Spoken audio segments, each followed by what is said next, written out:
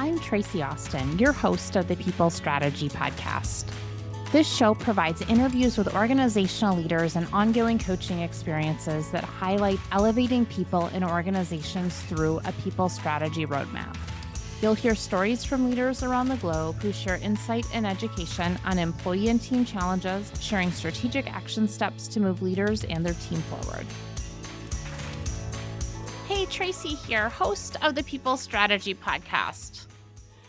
We get asked questions all the time, which are, how do we reduce our turnover? How do we increase the productivity of staff within our organization? How do we get our teams to really align and work at an incredibly high level together?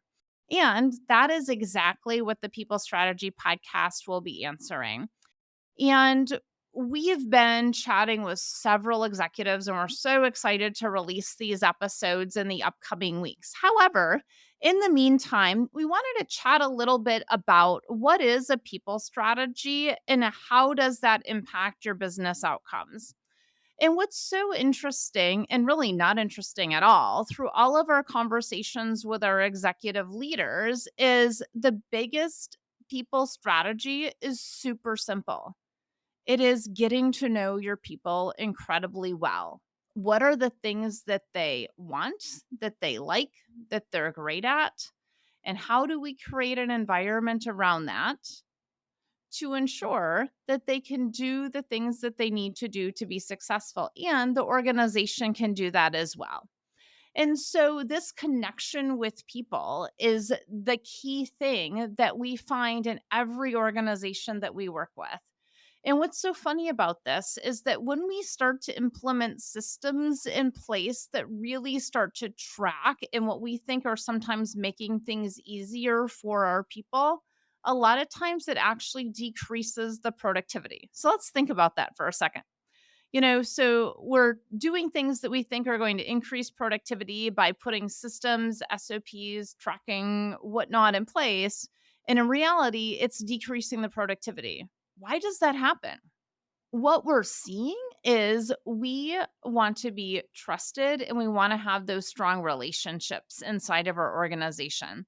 So when we get to know our staff really well and know what makes them tick, we're more likely to pull on the levers that keep them increasingly engaged inside of the organization. And so, what we have found and know is that when we take great care of our people take great care of us.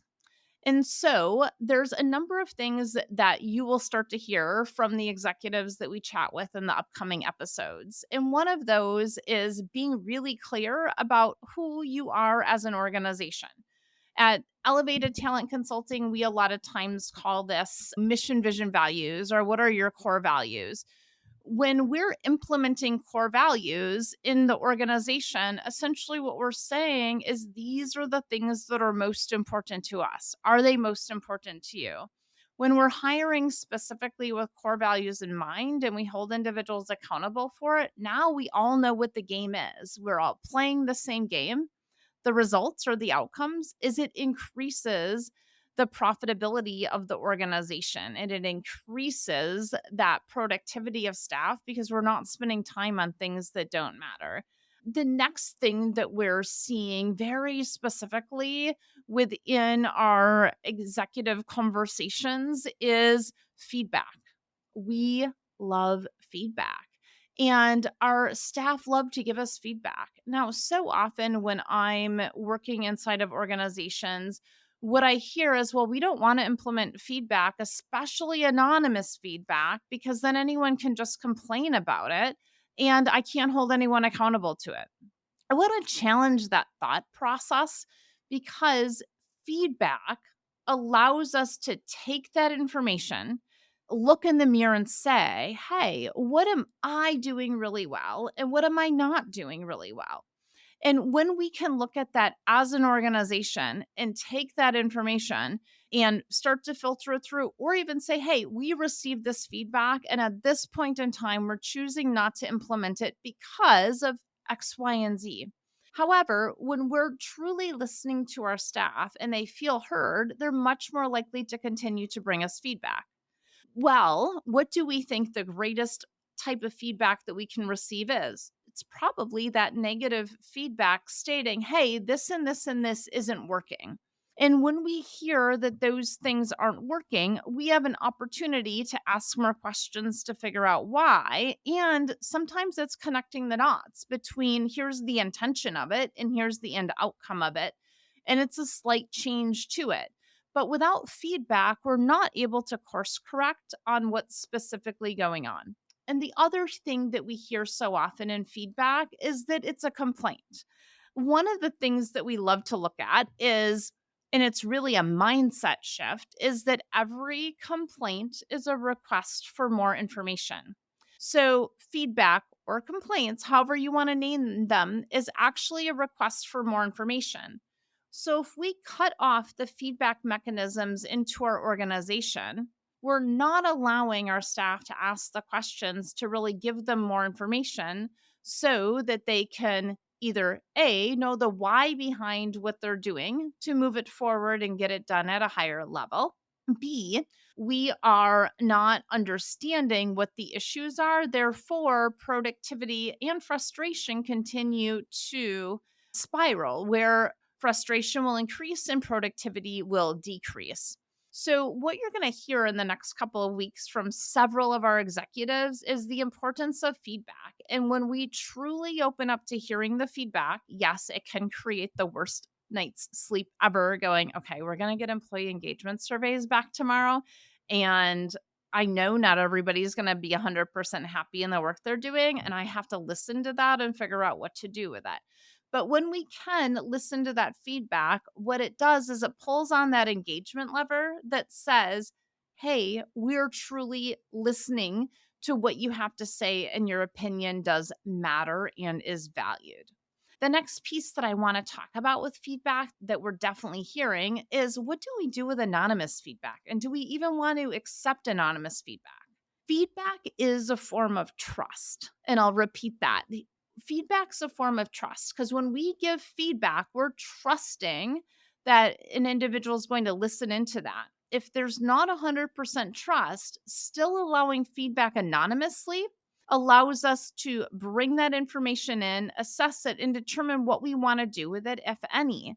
And it allows us to continue to build that trust to where someone then will come directly to their manager or supervisor and say, hey, I want to share this. And the trust is there that I can share this feedback without having a negative impact. So, those are two items so far within a people strategy that we definitely wanted to talk about. So, the implementation of core values so that we all know what the playing field looks like. What are the expectations?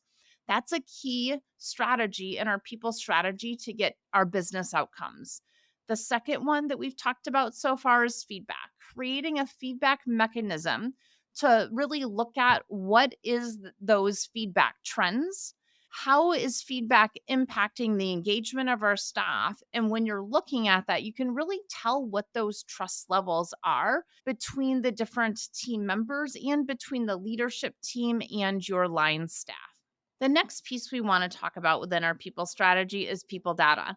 Here at Elevated Talent Consulting, we love the people data because it really allows us to see and measure over time very specifically what is needed. And so, one of the key pieces of people data that we use is we use the predictive index because the predictive index will tell us very clearly what a job needs, and it will also tell us what a person needs based on their behavioral assessment.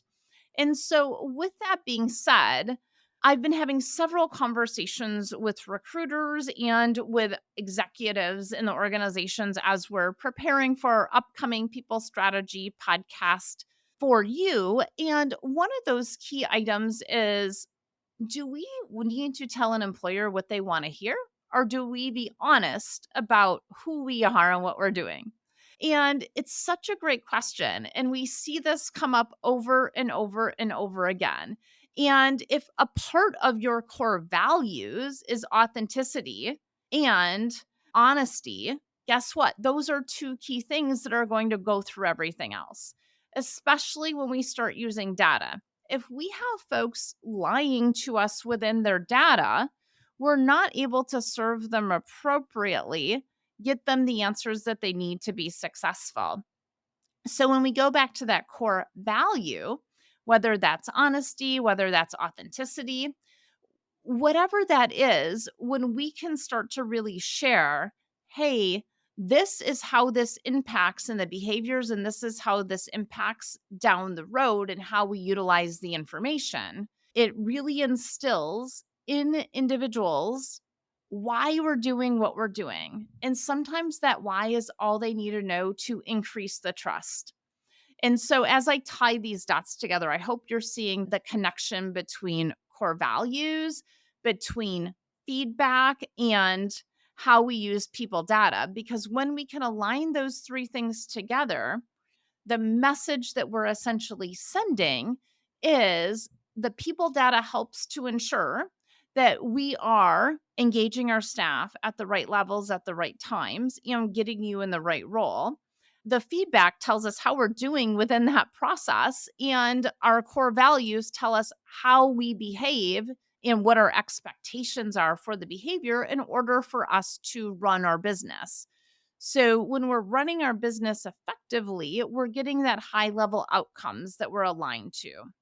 So, if you, as leaders, use assessments inside of your organization, what's so important here is how are you presenting that information to either staff or to job seekers for them to really understand how it's being used, why it's being used, and the importance of them being authentic within themselves. I'll tell you a quick story.